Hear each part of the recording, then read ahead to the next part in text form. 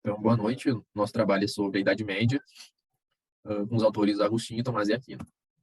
Então, primeiro vamos fazer uma contextualização do que acontecia naquele momento. Quando a gente fala do período medieval, é inevitável nós não citarmos a Igreja Católica, porque a Igreja Católica, naquele período, exercia grande influência no cotidiano das pessoas. Então, ela determinava se um cidadão estava levando uma vida digna ou não. Para o cidadão levar uma vida digna, obrigatoriamente, esse cidadão teria que estar seguindo os princípios divinos. Caso contrário, esse cidadão não estaria levando uma vida digna. E como naquele período predominava o pensamento do teocentrismo, ou seja, Deus era o centro do universo e tudo gira em torno dele, a igreja conseguia manipular ainda mais as pessoas através dos seus dogmas. Na Europa, em virtude da ausência de estados fortes e centralizados, passaram a se desenvolver inúmeros feudos. Esses feudos tinham características e regras próprias, e mesmo com toda essa divisão geopolítica que ocorreu no feudalismo, a igreja se manteve com bases firmes e bastante estruturadas. Então, ainda assim, com toda essa divisão que ocorreu, a Igreja Católica ela conseguia se manter presente na vida das pessoas, então assim influenciá-las. A Igreja, como eu já falei, falava que Deus era infinitamente bom. Então, a partir daí, começaram a surgir inúmeros questionamentos perante isso. Então, as pessoas passaram a questionar: se Deus é realmente tão bom, como que ele deixa o mal existir? Então, será que Deus é realmente bom, assim como a igreja fala? Então, a igreja, visando não perder fiéis, ela une a fé e a razão. Para comprovar todos aqueles dogmas que ela defendia, ela utilizou a filosofia. Então, por isso que a gente pode dizer que a igreja unificou a fé e a razão, para então, assim, provar as suas teses e ganhar cada vez mais seguidores. Como eu falei anteriormente, a igreja sempre falava que Deus era bom, e surgiram questionamentos. Se Deus é infinitamente bom, por que ele permite que o mal exista? Por que ele possibilita que coisas ruins aconteçam na vida das pessoas?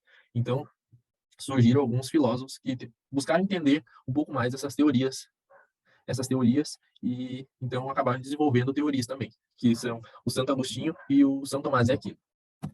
O Santo Agostinho pertence à primeira fase patrística, que foi exorbitantemente influenciada pela Igreja Católica e também foi influenciado diretamente por Platão. Ele tentou fazer uma conciliação entre fé e razão e desenvolveu a teoria do livre-arbítrio. O que seria essa teoria? A teoria do livre-arbítrio estabelecia que o homem é detentor de suas atitudes e escolhas. Então, o homem pode escolher em afastar-se de Deus ou aproximar-se. Ele que vai optar por isso. E também o Santo Agostinho, ele buscou entender o bem e o mal. Bom, ele disse que o bem seria propriamente seguir as vontades divinas, os princípios divinos. E o mal seria basicamente a não existência do bem. Então, ele faz uma correlação com o escuro. O escuro não existe. O escuro só passa a existir com a ausência da luz. E essa comparação que ele faz entre o bem e o mal. Nesse quadro de Michelangelo, que é denominado a criação de Adão, a gente pode visualizar melhor o que seria a teoria do livre-arbítrio defendida pelo Santo Agostinho. A gente pode perceber que Deus está com o dedo indicador todo esticado em direção a Adão, porém, Adão não está com seu dedo todo esticado em direção a Deus. Adão optou em afastar-se de Deus. Então, ele está praticando o livre-arbítrio. Ele que vai optar em aproximar-se ou afastar-se de Deus. Nesse caso, ele optou em afastar-se de Deus por não estar com o dedo todo esticado. E também, por último, mas não menos importante, o São Tomás de Aquino, que pertence à segunda fase da filosofia medieval, a fase tomista, e ele foi influenciado diretamente por Aristóteles, porque, assim como Tomás de Aquino, Aristóteles defendia que a felicidade era a contemplação filosófica. E para São Tomás de Aquino, a felicidade era a base da vida humana. Porém, para o indivíduo ele obter a felicidade, ele teria que primeiro se aliar a Deus, ficar próximo de Deus, para então assim ele conquistar essa felicidade, então a vida eterna. Então, para ele alcançar essa vida eterna, ele teria que primeiro se afastar dos prazeres mundanos, para então assim se aliar a Deus e garantir a vida eterna. Como se define uma boa vida de acordo com a ética cristã? Bom, A Idade Medieval conta com algumas particularidades no qual nos leva a pensar de que ela era conhecida como a Idade das Trevas. Dado então alguns estudos, é possível verificar que isso não se ratifica e, ao mesmo tempo, consegue-se compreender e entender melhor o seu desenvolvimento. Nessa idade, predominavam-se os valores religiosos, que faziam o período terem singularidades aos demais períodos. Nessa questão, então, surgem alguns filósofos bem renomados, como Santo Agostinho e Tomás de Aquino. Para Santo Agostinho, a ideia de subordinação do homem em relação a Deus e da razão à fé acabou tendo grande predominância durante vários séculos no pensamento filosófico medieval. Assim, todos têm uma essência a desenvolver. De acordo com o filósofo, há dois tipos de conhecimento: o sensível, que é captado pelos sentidos, e o intelectivo, que é alcançado pela razão. Pelo primeiro tipo, só se pode conhecer a realidade com a qual se tem contato direto. Pelo segundo, pode-se abstrair, agrupar, fazer relações e finalmente alcançar a essência das coisas, que é o objeto da ciência. Diante disso, a antropologia, por ele desenvolvida, vê como foco principal a questão então da busca pela vida feliz. Além disso, ele não faz e nem tenta fazer definições ontológicas acerca da vida feliz. Ele concentra as suas investigações nas experiências resgatadas pela memória e na expectativa de um futuro composto a partir das elucubrações de sua mente. Ele reconhece que a felicidade é entendida de maneira diferente por cada pessoa e que o desejo de ser feliz é universal, comum a toda a humanidade. Mas a noção, ou melhor, a percepção da efetiva relação da vida feliz é uma experiência, tem uma essência particular. Já para Tomás de Aquino, o outro filósofo, cada ser humano, segundo ele, tem uma essência particular à espera de ser desenvolvida, e os instrumentos fundamentais para isso são a razão e a prudência. Esse, que para ele é o caminho da felicidade, da conduta eticamente correta. O que eu vejo na ética cristã medieval? A boa ética, ela se assemelha mais às características do pensamento antigo e medieval. A ética da responsabilidade do pensamento moderno. Parece que é o fato de que lá no início da modernidade, a mudança na compreensão do que é uma pessoa levou à mudança nos modelos teóricos éticos. É certo que o bem moral, ele sempre significa uma medida, ou seja, uma regra ou uma norma.